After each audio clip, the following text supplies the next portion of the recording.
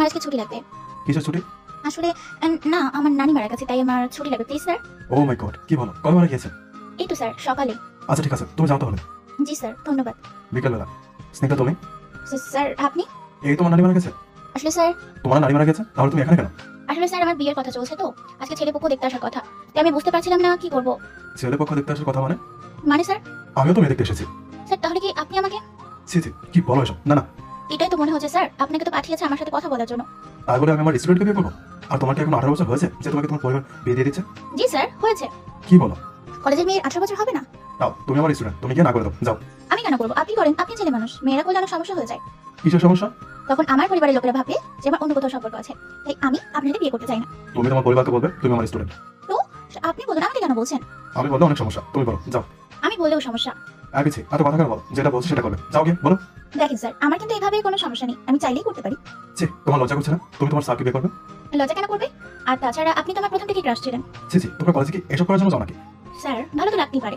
আমি কিছু জানি না, তুমি এখন গিয়ে বলো তুমি বিয়েতে রাজি না। আর বাকি যে মিথ্যে কথাগুলো বলছো ওগুলো তুমি কলেজে গেলে বের করবো, বেয়াদব মেয়ে। কি মিথ্যে বলেছি আমি? তোমার নানি মারা গেছে? মরেছে তো, তবে অনেক বছর আগেই মারা গেছে। লজ্জা করছে না এগুলো বলতে? না, লজ্জা কেন করবে? উনি তো মারা গেছে, তাই আমি আবার মেরে দিছি। তুমি প্রচুর কথা বলো, একদম বেয়াদব হয়ে গেছো। আচ্ছা স্যার, এবার বক বক না করে আপনি যাবেন প্লিজ। নিচে যাও, না করে এসব। আমি পারবো না, সরি, বাই। পারবে না মানে? তুমি জানো ওরা তোমার জন্য রিং পরাবে বলে রেডি করে রেখেছে। সোনার নাকি ডায়মন্ড? বেয়াদব কথা কয়। আসুন, আমার আপনাকে পছন্দ হয়েছে, আর আমি কি এখন হ্যাঁ বলে দিব? যদি হ্যাঁ বলে দিই, আপনি কিন্তু আমার থেকে রেহাই পাবেন না। দেখো স্নিগ্ধা, আমার কিছু করো না প্লিজ। স্নিগ্ধা দাঁড়াও প্লিজ। স্নিগ্ধা, বিয়ের দিন। Hi sir husband. চুপ তুমি। কেন? আমি তো এখন আপনার ভাই। বেয়াদব, তুমি কতবার বলেছি বিয়ে না করার জন্য? আমার পছন্দ হয়েছে, আমার মন চেয়েছে, আমি বিয়ে করেছি।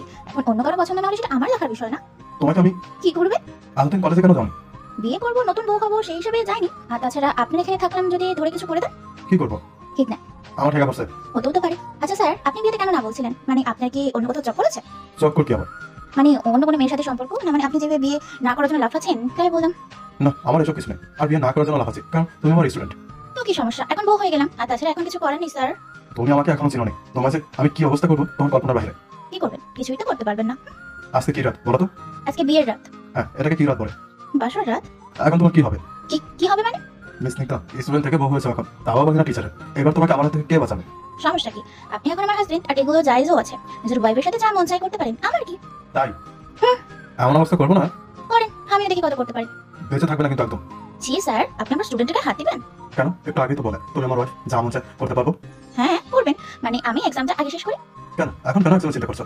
এ মানে এখন কেন এত বড় বড় কথা সব বের হয়ে গেছে? স্যার, আমার না অনেক ঘুম আসছে, আমি ঘুমোই। উঠে এদিকে আসো। স্যার আসতে বলেছি। আপনি আমার সাথে এবার জোর জবরদস্তি করতে পারেন না স্যার। কেন? আমি না তোমার ক্রাশ? স্যার আসো, পড়ার টেবিলে বসো। এ। বসো। মানে? মানে হলো পড়তে বসো, সামনে পরীক্ষা তোমার। বাসরাতে পড়াশোনা করবো? তাহলে কি বিছানা যাবে? এটা কেমন কথা? বাসর রাতে একটা ছেলে কত স্বপ্ন থাকে, আর আমি তোমাকে পড়তে বসাচ্ছি, এই দিক থেকে বেঁচে গেছো। ও আচ্ছা, এই জন্য। জি, বসো এখন। স্যার তাহলে আসো বিছানা। পড়তেছি তো। কিছুদিন পর কলেজে। স্নিগ্ধা শোনো, জি স্যার বলুন। ওই ছেলেটাকে। কোনটা? ওই যে ওটা, যার সাথে দাঁড়িয়ে তুমি কথা বলছিলে। আকাশ? আমি কি জানি কোন আকাশ, কিন্তু তোমার সাথে কেন কথা বলছিলে? এমনি আর কি হাসাহাসি করছিলাম। এত কিছু হাসাহাসি। কেন? আপনার কি জলে?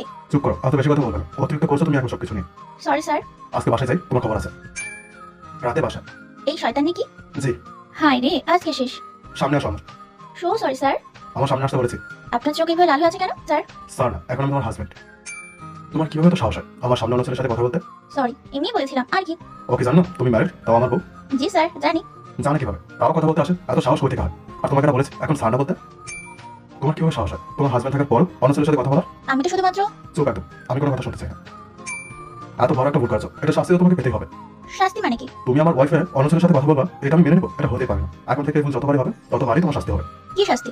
আমাদের ফুল সজ্জা হয়নি এখন, এইবার আর আজকে হবে এই মুহূর্তে। কি বলেন স্যার এসব? আপনি না বলেছেন এক্সামের পর?